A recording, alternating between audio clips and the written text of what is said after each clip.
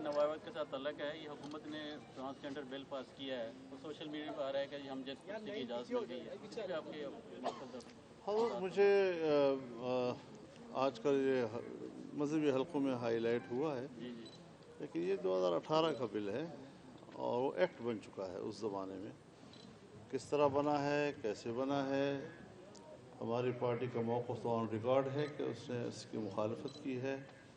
हम उसको उस वक्त भी कमेटी में डिस्कस करना चाहते थे, लेकिन बहरहाल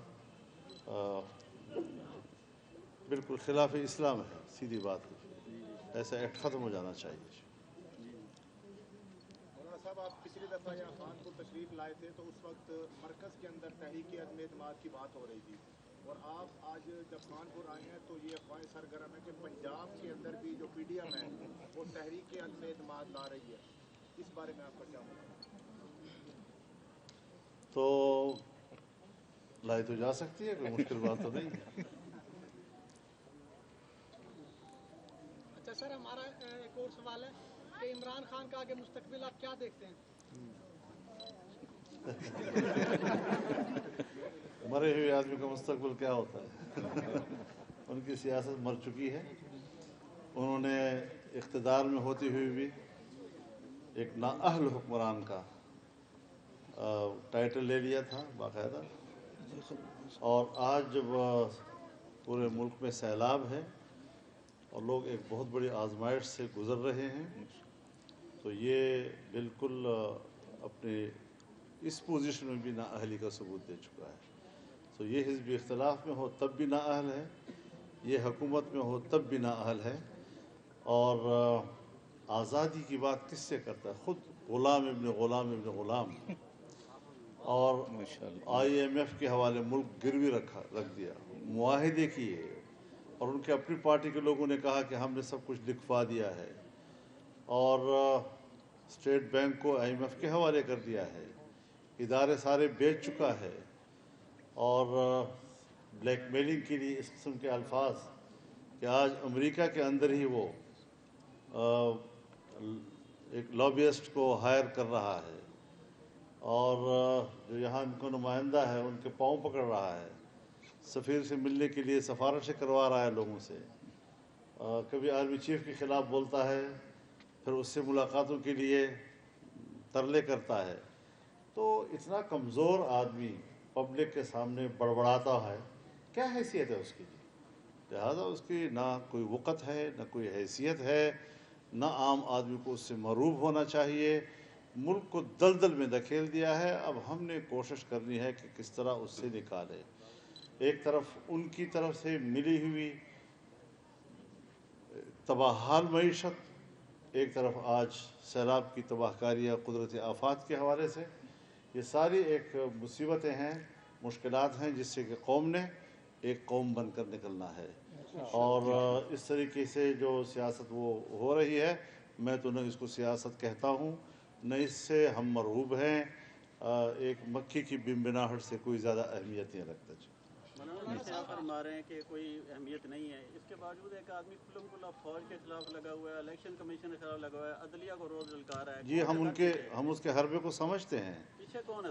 वो एक सियासी कैदी के तौर पर गिरफ़्तार होना चाहता है, जबकि वो एक इम्पोर्टेड चोर है, और उसके ख़िलाफ़ फॉरेन फंडिंग केस के हवाले से इलेक्शन कमीशन ऑफ पाकिस्तान की बयान सामने आ चुका है, और अब उस पर फ़र्द जुर्म आयद होने को है।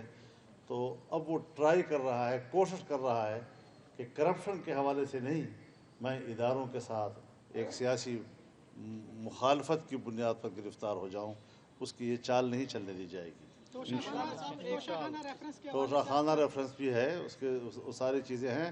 और मैं ख़ुद अपनी हुकूमत से ही कहना चाहता हूँ कि वो गैर ज़रूरी ताख़ीर कर रही है। कौम का जो एहतसाब है, उसने हुकूमत ही वो एहतसाब करना है, और कौम का हक़ उसको दिलाना है, आइन और क़ानून के मुताबिक दिलाना है।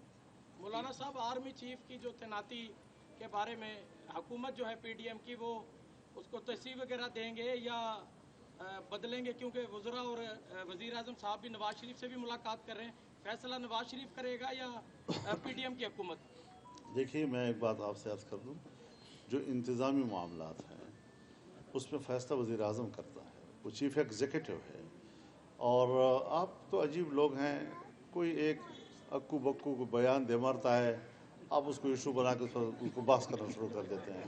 ये कोई बहस वाली बात है? इस पर आइन मौजूद है, इख्तियारात मौजूद है, कौन किसने फ़ैसला करना है। हाँ, ये उसकी मर्ज़ी है, अगर वो अपने माहौल में किसी से मुशावरत करता है तो उसका हक़ है, लेकिन इख्तियार उसी का है और आइन के मुताबिक वो मेरिट पर फैसला करेगा।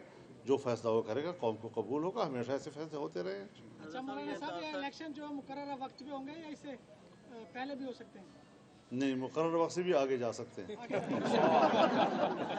महंगाई की बात करते हैं कि कोई भी सियासतदान हो, उसका काम ये होता है कि अगर वो अपोजिशन में होते हैं तो उनको महंगाई नज़र आती है, जब इक़्तिदार में आते हैं तो उनको महंगाई नज़र नहीं आती। अब जो महंगाई है वो जब आपने एहतजाज किया था उससे भी ज़्यादा है, तो इस बारे में आपने क्या इक़दाम किया? हमारे लिए महंगाई हुकूमत में होती हुई बड़ा मसला है। ये वाहिद हुकूमत है कि जो महंगाई को अपने लिए बहुत बड़ा चैलेंज समझती है। और यकीनन हम जब पब्लिक में जाते हैं तो पब्लिक को सियासी उमूर से कोई ताल्लुक़ इतना ज़्यादा नहीं होता, पेचीदगियों से उसकी कोई वाबस्तगी नहीं होती। वो तो सीधा साधा कहता है कि जी कीमत क्यों बढ़ गई है जी। लेकिन कीमतें बढ़ने के लिए जो बैनुल-अक़वामी मुआहदात हुए हैं, वो जिसने किए हैं और जिसने इस दलदल में हमें फंसाया है और अभी तक हम उस दलदल से निकलने के लिए हाथ पांव मार रहे हैं, तो ये वक्त बताएगा इंशाअल्लाहुल अज़ीज़। मैं देख रहा हूँ कि अगले एक साल के अंदर पाकिस्तान एक बेहतर माशी पोजीशन इख्तियार करेगा और पाकिस्तान अपने वसाइल जो है उसकी तलाश में है। अब आप देखें सीपैक उन्होंने 3.5 साल जो है उसको फ्रीज रखा जी। इतना बड़ा मंसूबा, एक हमारे दोस्त मुल्क की इतनी बड़ी इन्वेस्टमेंट और उन्होंने फ्रीज कर दी। और सिर्फ ये नहीं, जितने भी बड़े बड़े मंसूबे और मेगा प्रोजेक्ट्स थे उसके बारे में उन्होंने बाकायदा एक नज़रिया दिया कि पाकिस्तान मेगा प्रोजेक्ट्स का मुतहम्मिल नहीं है। हालांकि पाकिस्तान में से मईशत ऊपर जाती है और एग्रीकल्चर आपकी बढ़ती है अगर आप डैम्स बनाते हैं, अगर आप बड़ी सड़कें बनाते हैं तो आपकी तिजारत में को फ़रोग़ मिलता है और फिर सीपैक आपको बैनुल-अक़वामी तिजारत का रास्ता मुहैया करता है। ये सारे के सारे उसके दौर में फ्रीज़ रहे हैं। अब हम दोबारा उसको उठा रहे हैं, तिनके जमा कर रहे हैं, दोबारा उन मुल्कों का एतमाद हासिल कर रहे हैं। दुनिया में अगर गैर इस्लामी दुनिया है तो उसमें चीन पाकिस्तान का सबसे करीबी दोस्त है और अगर मुस्लिम दुनिया है तो सऊदी अरब पाकिस्तान का सबसे करीबी दोस्त है। और दोनों पाकिस्तान से नाराज़, उनके एतमाद को कैसे बहाल किया जाए। उनको अगर हम कहें कि पाकिस्तान की मदद करें तो पाकिस्तान उनके पैसे को हम पाकिस्तान में कैसे महफूज करेंगे। ये सारी वो चीज़ें हैं कि जहाँ हमने बैनुल-अक़वामी बिरादरी को एतमाद में लेना है। अच्छा सर, IMF के मुआहदे के बाद डॉलर कुछ दिनों के लिए तो नीचे आया, लेकिन अब मुसलसल उसको पर लगे हुए हैं, इसके हवाले से आप क्या कहेंगे? डॉलर एक ऐसी शय है हजरत के उसने कभी ऊपर जाना है, कभी ये उतार चढ़ाव की चीज़ है, ये स्टेबिलिटी का मामला नहीं है। हाँ, ये ज़रूर है, नीचे आना चाहिए, ये ज़रूर है कि इस वक्त डॉलर का रेट ज़्यादा है जबकि उसको बहुत नीचे आना चाहिए। लेकिन बहरहाल इस पर माशी माहिरीन ही हतमी राय दे सकते हैं कि उसके असबाब व इल्ल क्या हैं। हम तो ज़ाहिर है कि माहिरीन की राय के साथ साथ चलेंगे। हाँ, अपना डिमांड भी रखेंगे कि पाकिस्तान के पैसे को मुस्तहकम होना चाहिए।